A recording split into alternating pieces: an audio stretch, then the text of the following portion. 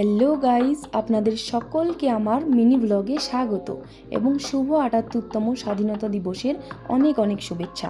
যদিও এবারে স্বাধীনতা দিবসটা অত্যন্ত শোকাহত, যাই হোক, স্বাধীনতা উপলক্ষে আমরা ঘুরতে যাচ্ছি দার্জিলিংয়ের লেবং নামে একটি জায়গায়, যেটা দার্জিলিংয়ের শহর থেকে ৮ কিলোমিটার দূরত্বে রয়েছে, যেখানে স্বাধীনতা উপলক্ষে অনেক বড় প্রোগ্রাম আয়োজিত হয়।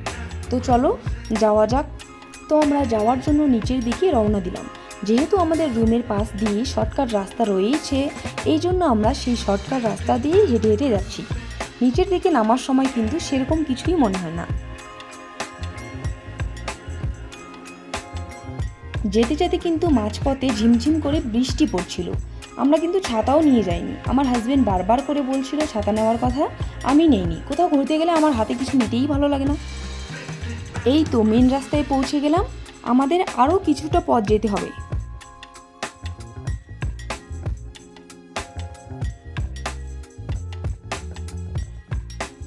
ফাইনালি আমরা পৌঁছে গেলাম লেবংয়ে। এখানে এসে দেখি যা ভিড়, বাপ রে! সকাল সকাল কিন্তু আরও ভালো প্রোগ্রাম হয়। আমরা আসতে অনেকটা দেরি করে ফেলেছি, তবুও কিছুটা ভালো ভালো প্রোগ্রাম দেখতে পেরেছি। লেবংয়ের এই মাঠটা কিন্তু বিশাল বড়, দেখেও কিন্তু বোঝা যাচ্ছে কতটা বড়। আমি কিছুটা করে দৃশ্য তুলে ধরার চেষ্টা করেছি, তো আপনারা দেখতে থাকুন আর উপভোগ করুন।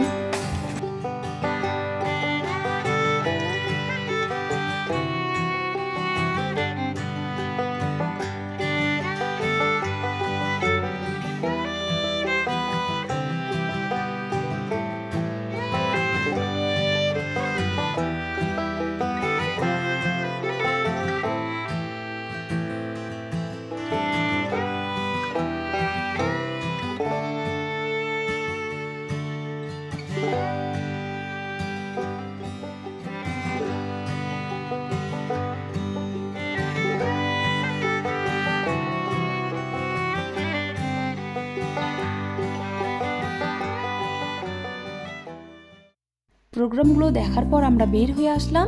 এবার একটু লেবং বাজারটা ভালো করে ঘুরে দেখবো জন্য। বাজারটা কিন্তু সেরকম বড় না, ছোট মোটোর মধ্যেই। এই বাজারের মোমো টেস্ট করে দেখলাম, এরপরে বিরিয়ানি টেস্ট করলাম, কিন্তু বিরিয়ানির টেস্টটা মোটেও ভালো ছিল না।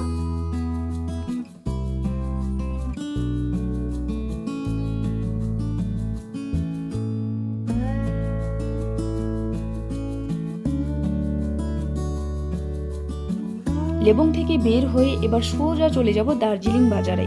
এবার আর হেঁটে যাওয়া কিন্তু সম্ভব না, কারণ এবার উঠতে হবে, নামতে নয়। তাই আমরা একটা গাড়িতে উঠে পড়লাম। এরপরে বাজারে নেমে আইসক্রিম খেতে খেতে সোজা চলে গেলাম চৌরাস্তায়।